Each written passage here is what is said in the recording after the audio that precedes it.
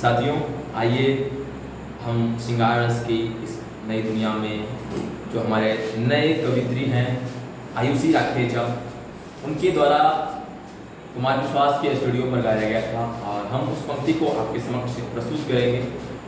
यह कविता उस तड़प की प्रमाण है, एक प्रकार से वाणी है जो एक इंसान जब उस अवस्था में होता है तो किस प्रकार कुक्कू यानी कोयल की आवाज़, बिल्कुल आवाज़ में उस प्रेम भरे संगीत का गुनगुनाहट होता है। तो आज हम उसी वाणी के संदर्भ में जो उन्होंने लिखा अपनी क्षमताओं के अनुसार, जैसे कि हमारे सुमित्रानंद पंत कहा करते थे, जो एक बोलते हैं सुकुमार कवि के रूप में उनका हमारे हिंदी साहित्य में नामांकित है। उन्होंने बोले हैं कि वियोगी होगा पहला कवि, आह से उपजा होगा ज्ञान, और निकल कर आंखों से चुपचाप वही होगी कविता। तो ये बात एकदम बोले तो 100% सच है कि किसी भी इंसान को कवि बनने में उसके वियोग का सबसे बड़ा हाथ होता है, उसके संयोग का सबसे बड़ा हाथ होता है, और वियोग तभी होगा जब उसके जीवन में संयोग होगा। पता नहीं इन पंक्तियों में कितना दम है, आपको इन पंक्तियों को पढ़ करके ज़्यादा अनुभूति और आभास होगा। सुनिए, एक प्रेमिका का अपने प्रेमी के लिए एक विपरीत लिंगी का एक नाथ लिंगी के लिए हमारा किया गया प्रस्तुत कविता है कि साजन ने एक खत भेजा है, अक्षर अक्षर प्यार लिखा। कि साजन ने एक खत लिखा है, अक्षर अक्षर प्यार लिखा। चंचल चितवन कोमल यौवन, मुझे कली कचनार लिखा। साजन ने एक खत लिखा है, अक्षर अक्षर प्यार लिखा। चंचल चितवन कोमल यौवन, मुझे कली कचनार लिखा। साजन ने एक खत लिखा है, अक्षर अक्षर प्यार लिखा। चंचल चितवन कोमल यौवन, मुझे कली कचनार लिखा। मुझे कली कचनार लिखा। देखिए, अपने उस प्रसन्न भाव को उस प्रेमिका की जो अपने साजन के माध्यम से दी गई अलंकृतियों के ऊपर कितना खुश हो रही है, अपने भावनाओं को रोक नहीं सकती है। उन्होंने उसको ब्लैक एंड व्हाइट फॉर्म में उतार दिया है कि साजन ने एक खत भेजा है, अक्षर अक्षर प्यार लिखा। चंचल चितवन कोमल यौवन, मुझे कली कचनार लिखा। साजन ने एक खत भेजा है, अक्षर अक्षर प्यार लिखा। चंचल चितवन कोमल यौवन, मुझे कली कचनार लिखा। कि खंजन नैनों के अंजन को उसने प्रेम कटार लिखा। कि खंजन नैनों के अंजन को उसने प्रेम कटार लिखा। चंचल चितवन कोमल यौवन, चंचल चितवन कोमल यौवन, मुझे कली कचनार लिखा। आज हम देखते हैं ना, बोलते बहुत क्या काजल लगा के आई है, that's a sarcastic eyes you have. तो उसी को हमारे कवित्री ने एक नए रस में पिरो करके आपके सामने प्रस्तुत किया है, जो मुझे बहुत ज्यादा रोमांचित कर दे रहा है इनकी पंक्तियों को पढ़ करके। कि खंजन नैनों के अंजन को उसने प्रेम कटार लिखा। उसने प्रेम कटार लिखा। चंचल चितवन कोमल यौवन, मुझे कली कचनार लिखा। कि लिखा है खत है कोरा कागज, प्रेम की स्याही मिला रहा। कि लिखा है खत है कोरा कागज, प्रेम की स्याही मिला रहा। पंक्ति पंक्ति भाव सजोकर, कि पंक्ति पंक्ति भाव सजोकर, मादक मदिरा पिला रहा। पंक्ति पंक्ति भाव सजोकर, मादक मदिरा पिला रहा। और उसके प्रियतम ने जिस प्रकार के काव्य रचना का प्रयोग उसके लिए किया है, अपनी प्रियतमा के लिए, प्रियतम ने वह प्रियतमा अपने प्रियतम के लिए बोलती है कि जिस प्रकार से तुमने काव्य रचना, जिस प्रकार से तुमने वाक्यों का प्रयोग किया है इस खत में, वो तो मेरे अंदर मादकता भर दे रही है। जिस प्रकार से तुमने कॉम्प्रिहेंसिव स्टाइल में राइटिंग लिखी है, जिस प्रकार से एक गहनता के साथ तुमने प्रयोग किया वाक्य लेखन में, मुझे तो एकदम तुम्हारा लेखन कला का रसिक बना दिया है तुम्हारे इस अंदाज ने। कि पंक्ति पंक्ति भाव सजोकर, पंक्ति पंक्ति भाव संजोकर मादक मदिरा पिला रहा, लिखा है खत है कोरा कागज प्रेम का स्याही मिला रहा, लिखा है खत है कोरा कागज प्रेम की स्याही मिला रहा, पंक्ति पंक्ति भाव संजोकर मादक मदिरा पिला रहा। कि मैं हूं व्याकुल तुम कैसी हो, देखिए उसका प्रियतम ने किस प्रकार से अपने प्रियतमा से प्रश्न किया है कि मैं हूं व्याकुल तुम कैसी हो। आप जब हमारे इतिहास में जानेंगे कि हमारे पहले जो भी वर्कर्स थे, जो भी हमारे लेबरर्स थे, मजदूर थे, वे पहले गवाने जाते थे विदेशों में। जैसे आप पहले गाना सुनोगे, मेरे पिया गए रंगून मैं कैसे करूं टेलीफोन। तो उन्हीं प्रकार से कविता में हमारे प्रियतम ने कविता के माध्यम से बोला है कि मैं हूं व्याकुल तुम कैसी हो, मुझको अपना हाल लिखो।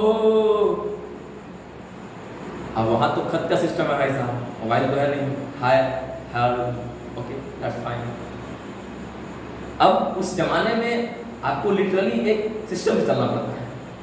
तो बोलते हैं हमारे प्रियतम साहब प्रियतमा से कि मैं हूं व्याकुल तुम कैसी हो, मुझको अपना हाल लिखो। अब क्या झुमके ने दिया उलाहना, क्या झुमके ने दिया उलाहना, पायल की हर ताल लिखो। क्या तुम जो पहनी हो, क्या उसको श्रृंगार को देखने वाला कोई नहीं है? क्या तुम्हारे पाँव में जो पायल है उसे तारीफ करने वाला, उसकी गुनगुनाहट को सुनकर के कोई मदिरा मस्त रसपान की तरह कोई झूमने वाला नहीं है? तुम्हारे क्या प्यार में मादकता में झूम नहीं रहा है?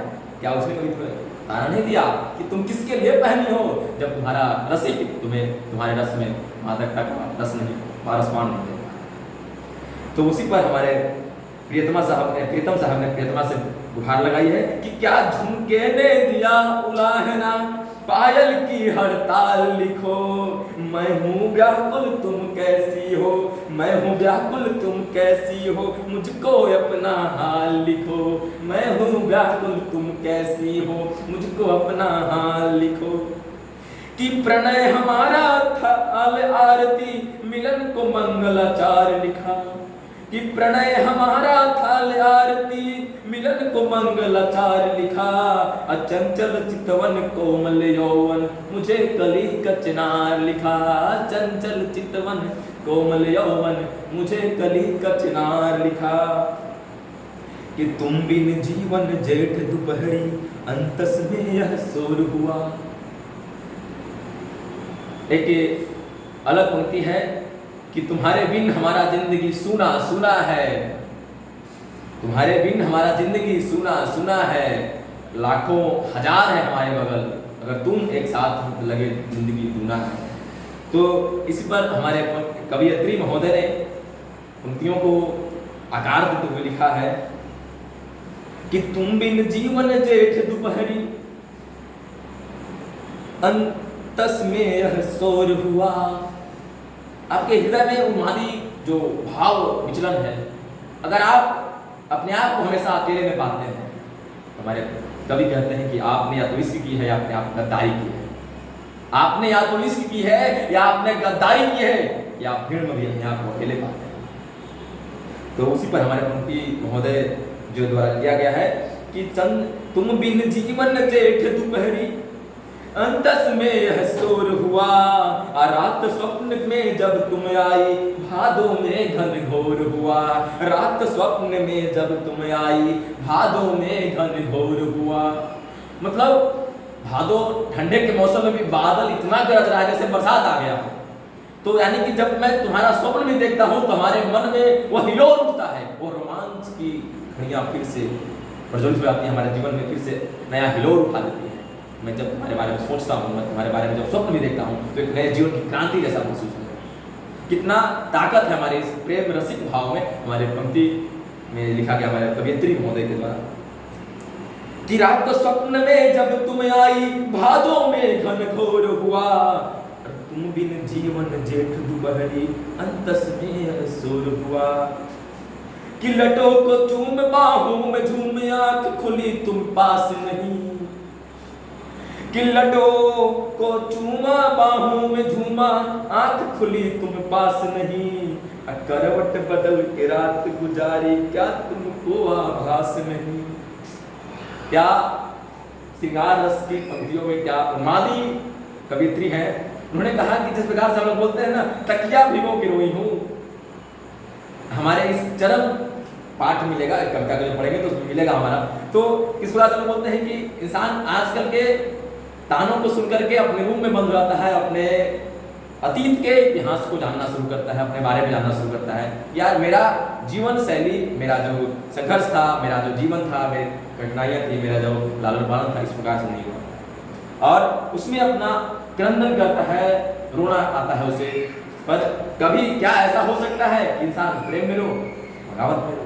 तो आइए अगली पंक्ति को देखते हैं कि करवट बदल के रात गुजारी, क्या तुमको आभास नहीं। करवट बदल के रात गुजारी, क्या तुमको आभास नहीं। लटों को चूमा बाहों में झूमा, आंख खुली तुम पास नहीं। लटों को चूमा बाहों में झूमा, आंख खुली तुम पास नहीं। कि देख के एक तस्वीर पुरानी, देखिए कवित्री महोदय अपनी प्रेमिका वाली भाव को फिर से उजागर करते हुए अपनी नई शैली में क्या रचनाएं लाते हैं कि देख के एक तस्वीर पुरानी, मुझको 16 पार लिखा। देख के एक तस्वीर पुरानी, मुझको 16 पार लिखा। अचंचल चितवन कोमल यौवन, मुझे कली का चिनार लिखा। चंचल चितवन कोमल यौवन, मुझे कली का चिनार लिखा। कि खत में भेजा है गुलमोहर, महका महका खिला हुआ। कि खत में भेजा है गुलमोहर, महका महका खिला हुआ। यह प्रसून का रंग सुनहरा, सुख लरवों से भरा हुआ। यह प्रसून का रंग सुनहरा, सुर्ख लवों से भरा हुआ। लवरेज है आपके उस उम्माद से। यह प्रसून का रंग सुनहरा, सुर्ख लवों से मिला हुआ। कि खत पढ़ कर रखा सिराहने, रात जागी ना सोई हूँ। जब चिट्ठी पढ़ी गई हमारे प्रियतमा के द्वारा प्रियतम का, तो क्या अंतर्करण से आवाज आता है कि क्या घटनाएं घटी होंगी, क्या विह्वलता विप्लव में बदल गया होगा। तो आगे की पंक्तियों को गौर से सुनिए कि खत पर कर रखा सिराहने, रात जागी ना सोई हूँ। कि खत पढ़ कर रखा सिरहाने, रात जागी ना सोई हूँ। अब कौन प्रहर ना नैन बहे थे, ऐसा कौन पल था जब मैं नहीं रोई। कि कौन प्रहर ना नैन बहे, फिर तकिया भिगो के रोई हूँ। फिर भिगो के तकिया रोई हूँ, फिर भिगो के तकिया रोई हूँ।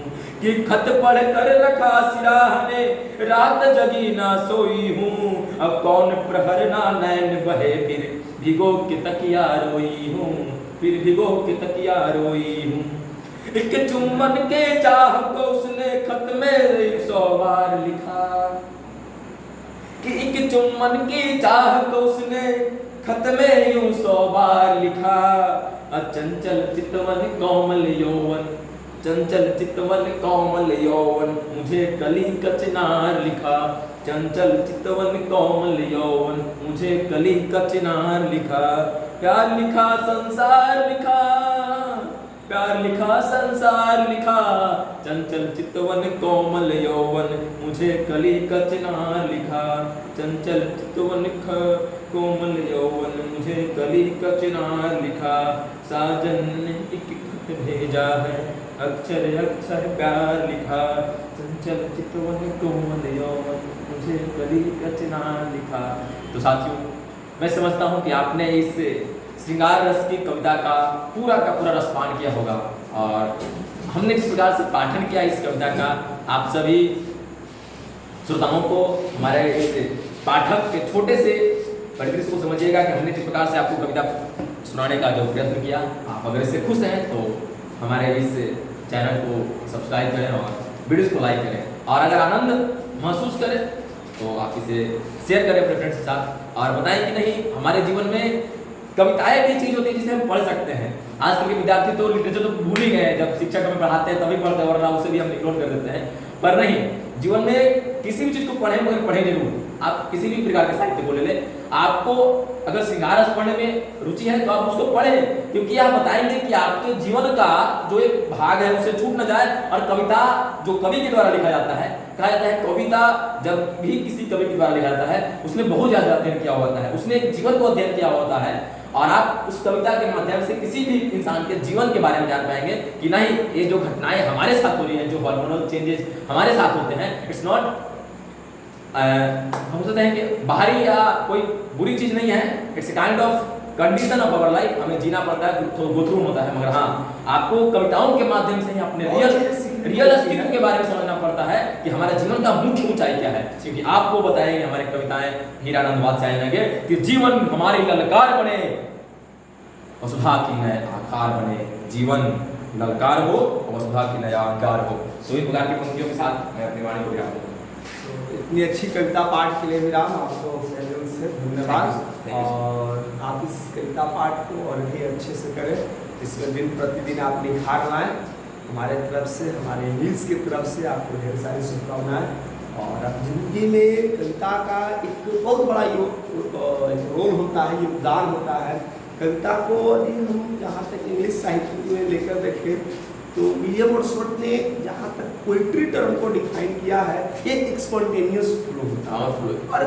और ये जो स्पॉन्टेनियस ओवरफ्लो होता है वो पावरफुल फीलिंग्स का, ठीक है ना। और जब पावरफुल फीलिंग्स किसी इंसान के अंदर होता है और स्वतः बाहर निकलता है ना, तो एक कविता लिखी जाती है जिसको आपने आस निकला होगा, लाइन बताया था सुमित्रा नंदन का। तो कहीं ना कहीं ये कविता जो है जीवन में एक बहुत बड़ी सीख लाती है, सीखने को बहुत कुछ मिलती है। तो चलिए विशेष इसमें हम आपको रिमार्क्स यही कहेंगे फिर से, और अधिक से अधिक आप निखार लाएं अपनी कविता पाठ में, आगे बढ़ें। ठीक है, थैंक यू।